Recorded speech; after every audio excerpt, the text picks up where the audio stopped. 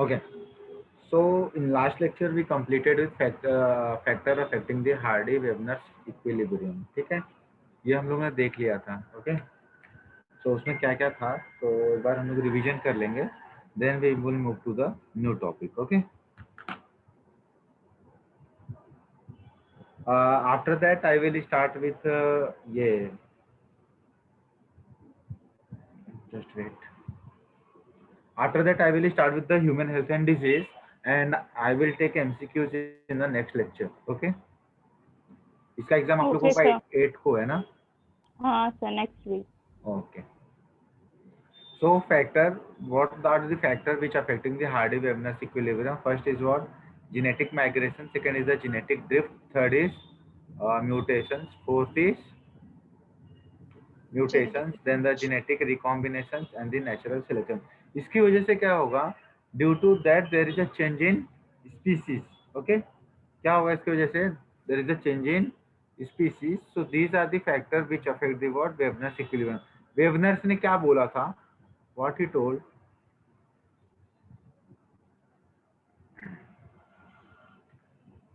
देखो वेवनेस ने क्या बोला था. हाँ, तो देखो वेवनर ने क्या बोला था. It says that allele frequencies, what allele frequencies in a population are stable and is constant from generation to generation. अभी ये बताओ कि अगर जेनेटिक वेरिएशंस आएगा तो in there is a changes in character और नॉट? होता है कैरेक्टर चेंज. कैरेक्टर चेंजेस होगा. ठीक है, तो अगर ये पॉपुलेशन की स्टेबिलिटी बनानी है तो जीन पूल की भी स्टेबिलिटी होनी चाहिए. ओके, हाँ. सो बट व्हाट हैपन कि अगर ये सब चीजें होंगे तो ठीक है. So that are the factor which affect the what Hardy-Webner's equilibrium. So what is that? If there is a gene migration take place, तो gene migration की वजह से new species form होगा, that is called a gene flow. Genetic drift means what? One genetic things that move to the another one. जैसे मैंने आप लोगों को बताया था कि if you see the India में present blackish लोग रहते थे. ठीक है, but what happened? So people who came from the Europe और द जर्मनी, तो वो इंडिया में आकर के बैठ गए. तो इंडिया में फिर क्या हो गया? White plus black. फिर इनका कॉम्बिनेशन के बाद अपने को क्या दिखाई देता है? The colour. ठीक है, विच वी है. Next is the mutation, genetic recombination and natural selection. तो ये सब हम लोग ने कर लिया था. ओके, और सब डेफिनेशन मैंने आप लोगों को अच्छे से लिख के दे दिया है. ठीक है, याद आ रहा है कुछ? I already explained with the founder effect. Okay, the mutations explain हो गया था. So there is a natural selection. So natural selection is of how many type? It is of 3 type. So first type is the what? Stabilizing selection. What is the stabilizing selection?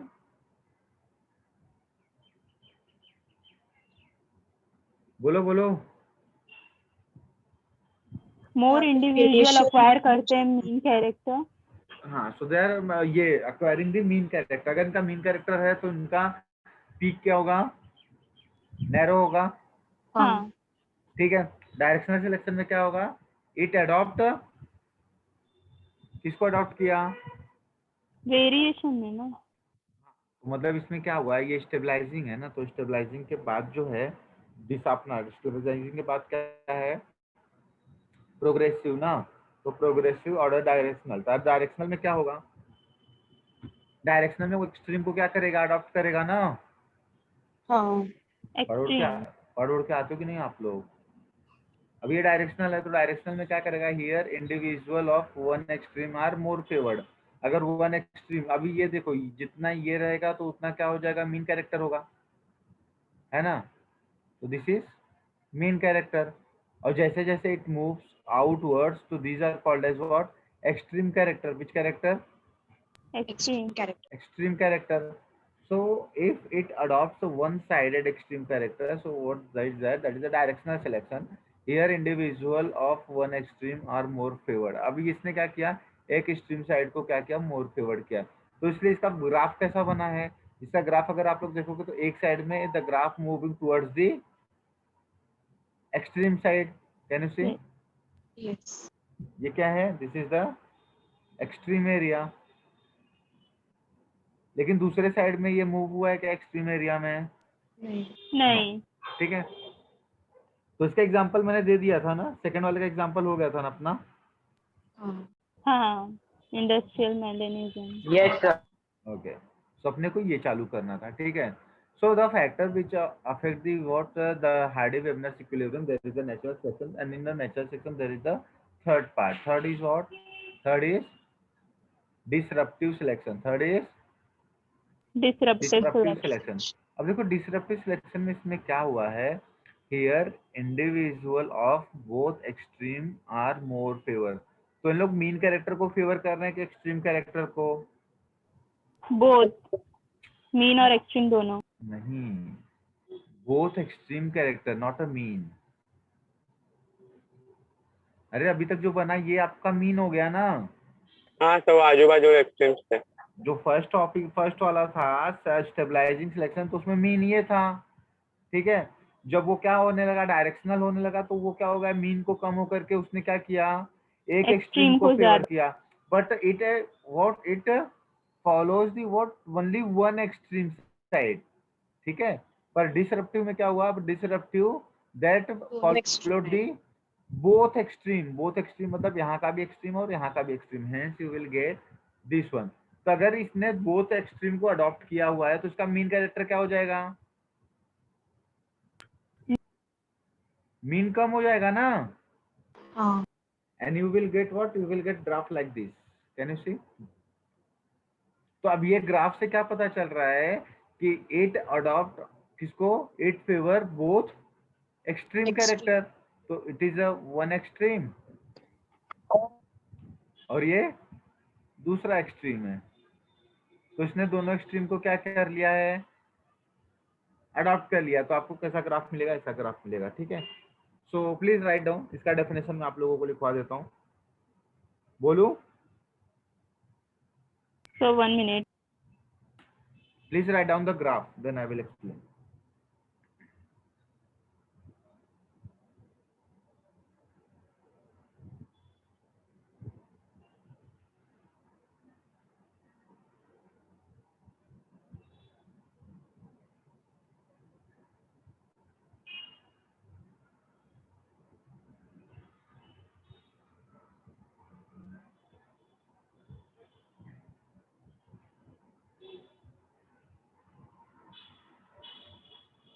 Done. Done? Explain करूँ? Yes. हाँ sir. Okay. So please write it down.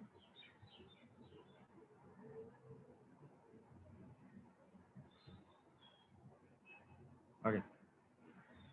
So disruptive selection, in this natural selection,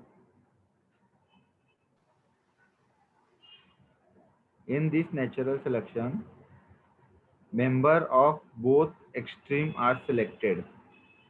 Member of both extreme are selected simultaneously. क्या? Sir आपकी screen freeze हो गई है। क्या? आपकी screen freeze हो गई थी बीच में। ठीक है। In this natural selection, लिखा? In this natural selection, हाँ सर, लिख दी। member of both extreme are, मतलब इस नेचुरल सिलेक्शन में member of both extreme are selected. So member of both extreme are selected simultaneously and average value get rejected। तो इसलिए अपना graph कैसा बना था, तो ये जो मीन वैल्यू हो गया इट गेट रिजेक्टेड, और बाकी के दोनों थे जो क्या थे, एक्सट्रीम वैल्यू थे, it will adopted. Clear? Done? हाँ sir. Okay, write down the second point. Average value rejected के बाद क्या बोला? बस बस एवरेज इतना। Value get rejected, full stop. Now come to the second point. After this natural selection, after this natural selection, two peaks are formed. After this natural selection, two peaks are formed because more individuals acquire because more individuals acquire peripheral character value because more individual acquire peripheral character value तो at peripheral peripheral peripheral मतलब mean से दूर। जब हम लोग बोलते हैं ना पेरिफेरल मतलब क्या होता है, अपना जैसे बॉडी का मीन लाइन है, मीडियल लाइन है, तो उससे दूर जाते हैं तो उसको क्या बोलते हैं, that is called as periphery. Peripheral. हाँ, तो पेरिफेरल बोलते हैं, तो दिस इज दैट पेरिफेरल। ठीक है, पेरिफेरल। हाँ सर। ओके, सो कहाँ पे हो, more individual acquire peripheral character value at both and of the distributive curve and at के बाद value at both ends of distributive curve. Done? Yes. Done? Okay. So examples लिख लो इसका। इसका examples क्या है? इसका example है shell pattern in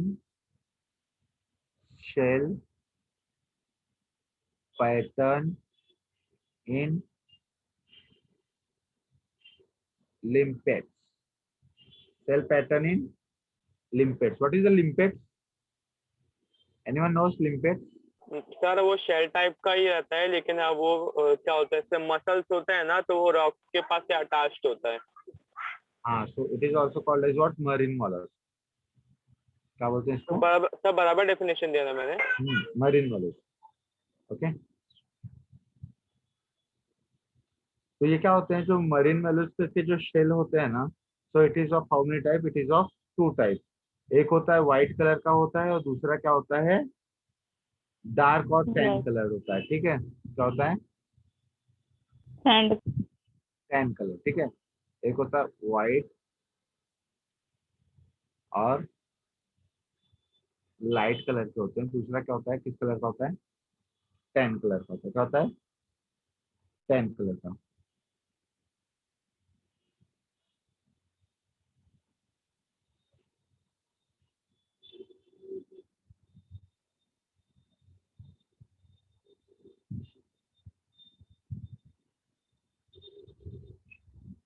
done?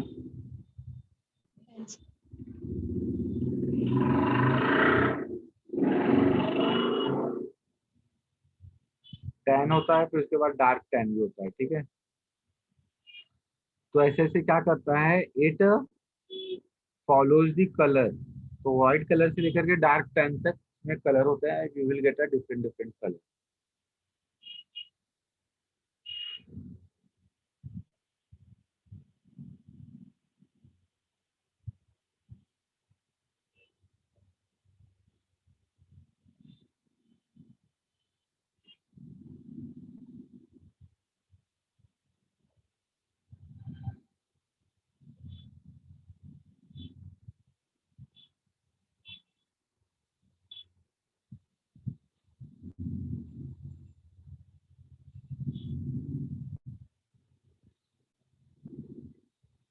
Done, चलें आगे। 1 minute. Done, okay.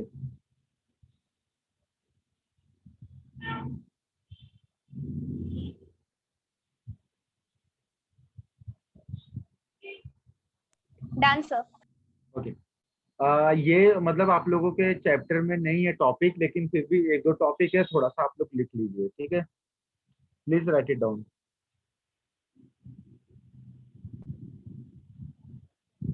सर क्या लिखना है? एक टॉपिक है, वो टॉपिक आपके टेक्स्ट बुक में नहीं है, तो आप लोग लिख लीजिए। That is called the reproductive isolation. Write down, reproductive क्या हुआ? आइसोलेशन।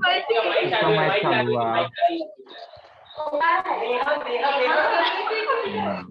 नेहा।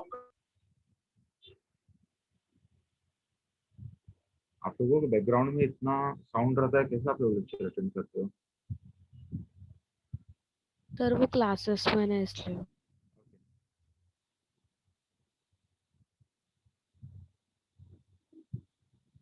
बोलो डेफिनेशन. हाँ. It is the prevention of interbreeding. It is the prevention of interbreeding. It is the prevention of interbreeding between the population of two different or closely related species.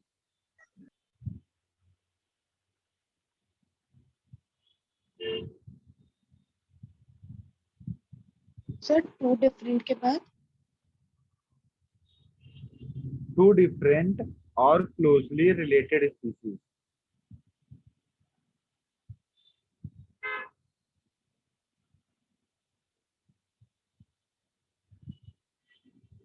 Done. Done, everyone? Done? Yes. Yes. Second point. Yeah. Write down the second point. It maintains the character of species. It maintains the character of the species, but can lead to origin of new species. But can lead the origin of. Sir maintain के बाद क्या है? It maintains the character of the species. It maintains the character of the species, but can lead to origin of new species. अगर हम लोग reproductive isolation को नहीं ये करेंगे, तो रिप्रोडक्टिव आइसोलेशन अगर नहीं होगा तो उसकी वजह से क्या होगा, न्यू स्पीसीज के फॉर्मेशन के चांसेस रहेंगे कि नहीं रहेंगे? रहेंगे कि नहीं रहेंगे? रहेंगे ना. अभी जैसे कि हॉर्स है और डंकी है, ये क्या है? म्यूल का. ये सब क्या है? वो are the what different species है ना. पर ये दोनों को अगर हम लोग ने आइसोलेशन नहीं रोका होता था, ठीक है, मतलब रिप्रोडक्टिव आइसोलेशन नहीं किया होता था, तो अपने को हॉर्स और डंकी की जगह सब क्या दिखते थे? म्यूल. म्यूल. म्यूल दिखते थे, है ना. तो ये है. Right down the third point. Sir हाँ, आप ये रिप्रोडक्टिव आइसोलेशन समझा सकते हैं मतलब? वही तो समझा रहा हूँ. हेलो. मेरे को समझा नहीं. Okay. This is a new topic, आपके टेक्स्ट बुक में भी नहीं है. रिप्रोडक्टिव आइसोलेशन का क्या मतलब होता है? रिप्रोडक्टिव का मतलब क्या होता है? What do you by reproductive? Produce new. Produce new Produce young organism of the species, ठीक है. और आइसोलेशन का मतलब क्या होता है? आइसोलेट करना. किसी स्पीसीज को आइसोलेट कर देना, ठीक है. तो इसका मतलब क्या होता है कि अगर कोई दो स्पीसीज हैं, जैसे स्पीसीज ए है और स्पीसीज बी है, ठीक है, ये दोनों डिफरेंट स्पीसीज भी हो सकते हैं. क्या हो सकते हैं? डिफरेंट स्पीसीज भी हो सकते हैं. और ये दोनों क्लोजली रिलेटेड स्पीसीज भी हो सकते हैं. क्या हो सकते हैं? Closely related species. Closely related species भी हो सकते हैं लोग ना. अभी मेरे को बताओ कि ए और बी को अगर मैंने रिप्रोड्यूस करने के लिए अलाउ किया, मतलब मेटिंग करने के लिए अलाउ किया, तो they will produce new organism और not? They will. Produce. They will produce ना. तो इसलिए अगर इसका डेफिनेशन देखोगे तो इसमें क्या लिखा हुआ है? It is the prevention of interbreeding between the population of two different और closely related species. Second is what? It maintains the character of the species, but can lead the what? But can lead to the what? Origin of new species. ठीक है. Write down the next point. This mechanism of reproductive isolation was explained by. It is explained by Stebis. Stebis in. Sir वापस repeat करो ना.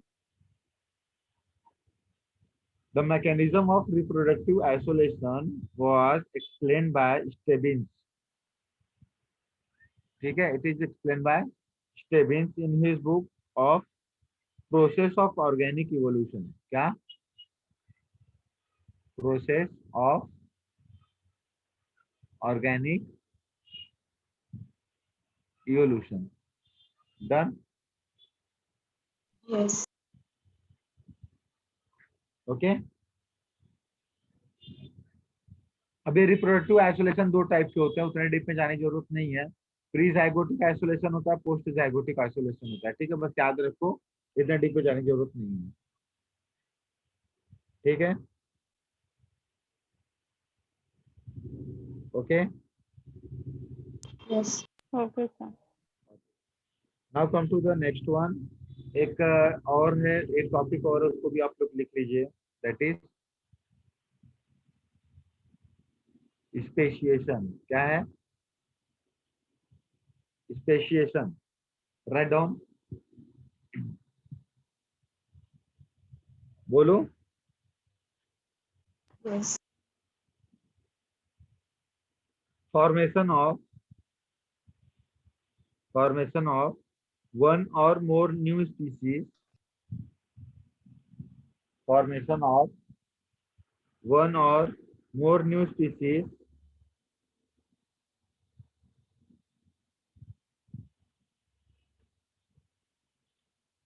from an existing species,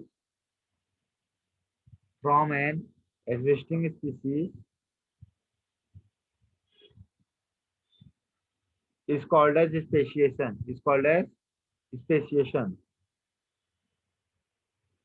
It is of two type,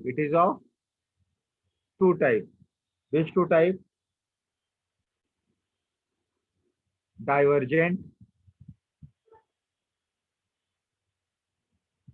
it is of two type, divergent speciation and transformation speciation.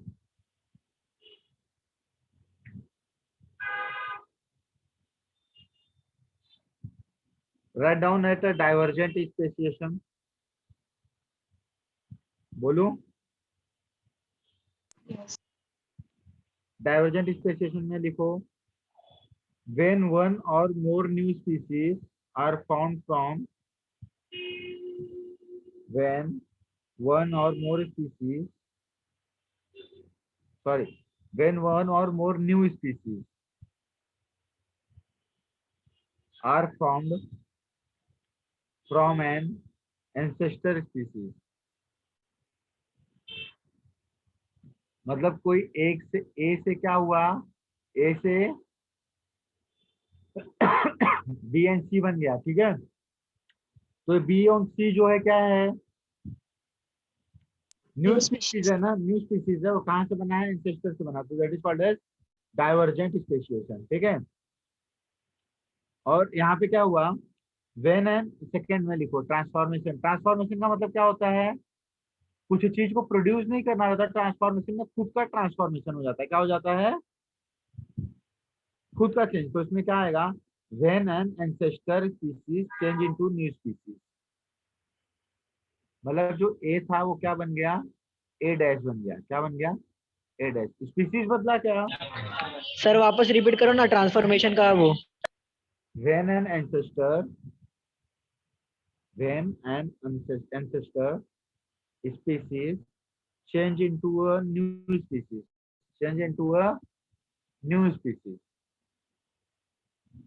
that is what a transformation का मतलब क्या है, खुद में जो बदलाव होता है उसको क्या बोलते हैं, ट्रांसफॉर्मेशन होना, क्या बोलते हैं, ट्रांसफॉर्मेशन होना, ठीक है।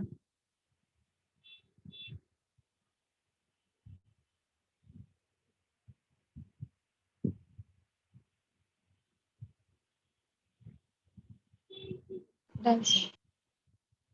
Done everyone? Done everyone? Yes sir. Okay. अब देखो इसके भी दो टाइप्स हैं, ठीक है, बस मैं टाइप्स लिखवा दे रहा हूँ, बाकी का आप लोगों को एग्जाम में आएगा नहीं वैसे, लेकिन अगर मान लो टाइप के बारे में आ गया तो you have to know that type, ठीक है। So write down the type यहाँ पे।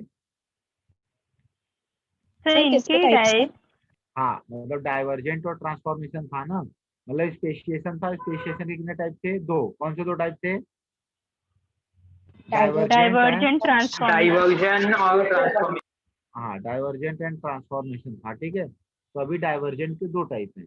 डाइवर्जेंट के कितने टाइप हैं? दो टाइप हैं। कौन से? Allopatric, allopatric. तो दूसरा है उसका नाम क्या है? सिम्पैट्रिक। क्या? सिम्पैट्रिक। और ट्रांसफॉर्मेशन के भी दो टाइप हैं। क्या? Phyletic, phyletic.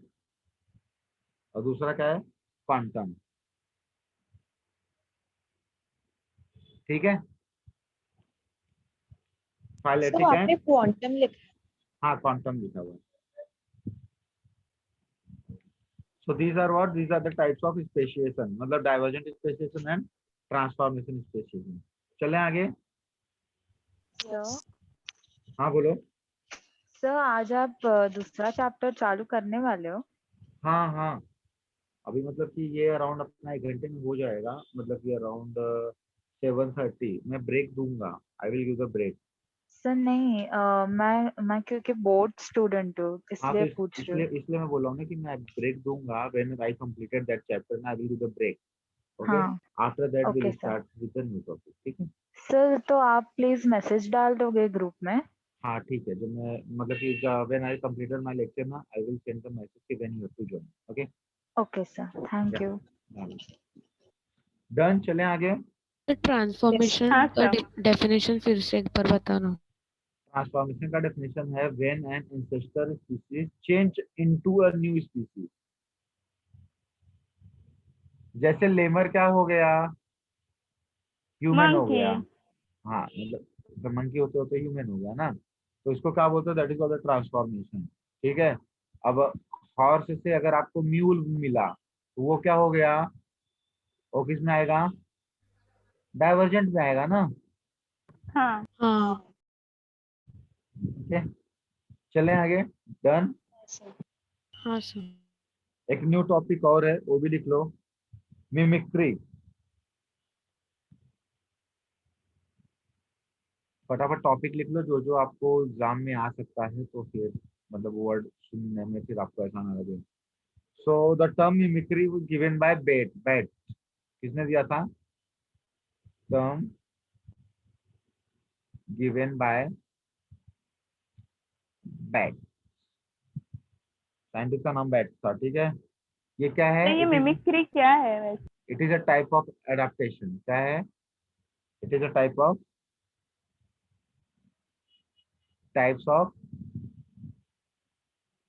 अडाप्टेशन है। क्या है? It is a type of adaptation. Adaptation. मतलब सर दूसरे एनिमल्स का ही मतलब रहन सहने का तरीका पहले हमें कॉपी करता है ना, ताकि वो भी सर्वाइव कर सके। हाँ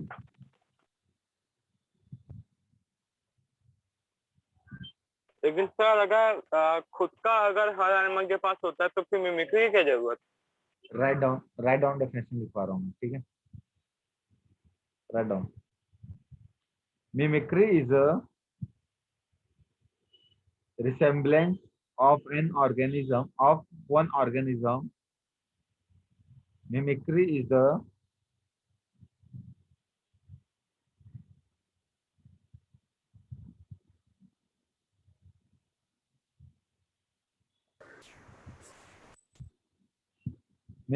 the resemblance of one organism to another organism. Resemblance of one organism to another organism or natural object for the purpose of or natural object for the purpose of concealment, for the purpose of sir natural के बाद क्या कहा आपने? concealment, natural object for the purpose of concealment, protection or concealment, protection or for some other advantage like attack or for some other advantage like attack. So So that is the like attack, मतलब किसी पे attack कर देना, that is a mimicry.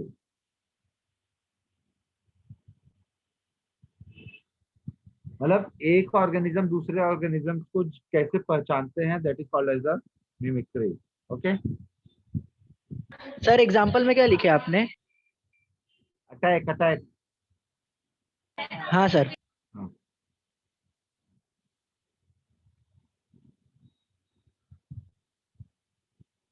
Dance. Okay. Write down the next point. The organism which exhibits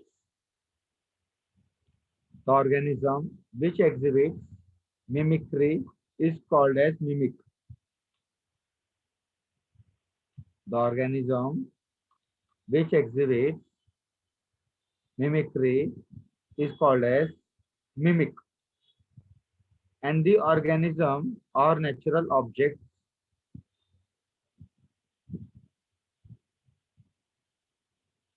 and mimic के बाद क्या बोले? the organism and the organism